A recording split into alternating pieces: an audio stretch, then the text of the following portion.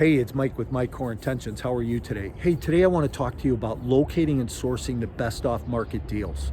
You see, yesterday I had a conversation with a coaching client and we were talking about that and how do you find them? Where do they come from? And what do you do once you find them, right? So what we started talking about was going to the tax assessor's office, the county records office, the township office. And if you start to pull the 2 to 4 unit multifamily properties in a zip code, in an area, in a county, you're going to get the owner's name and where that tax bill is being sent. You know, sometimes it might not be being sent right to that address, right? It could be being sent to another state or somewhere across town where the owner is a non-owner occupied property. Those are the best ones out there because who knows, he might be getting tired of it or taking it by default and wants to unload that property and you show up.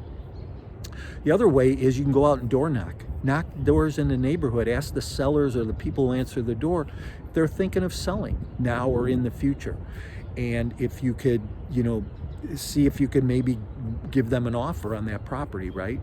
The other way is delinquent utility bills like water and sewer bills. So if you go to the village and you find out who's delinquent on those, they usually go delinquent on the utility bills before the mortgage foreclosures come delinquent, right?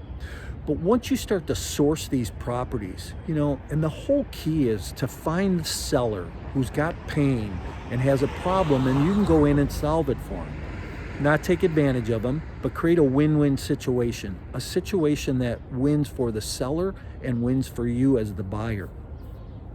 Then you can put into place a program of direct mail, of email program. You could do it. Somebody else can automate it. You could have pre-printed postcards. You could have handwritten notes. There's different ways to go about it. And there's so many different strategies. I think we wrote out 12 or 14 different techniques yesterday of ways to source off-market deals. And once we source them, different ways to go back and market those sellers. Here's what I always say is that if you send a postcard to a property that you think you might want to buy, they might not be ready right now, but they throw that postcard in a drawer. 6 months, a year and a half later, your phone number's on there, they pick it up. Oh, remember this person? And they give her a call and they say, I'm thinking of selling now. So now all of a sudden the tables turn. Remember that people's lives change every 30, 60, and 90 days. And you being in front of them at the right time creates the opportunity.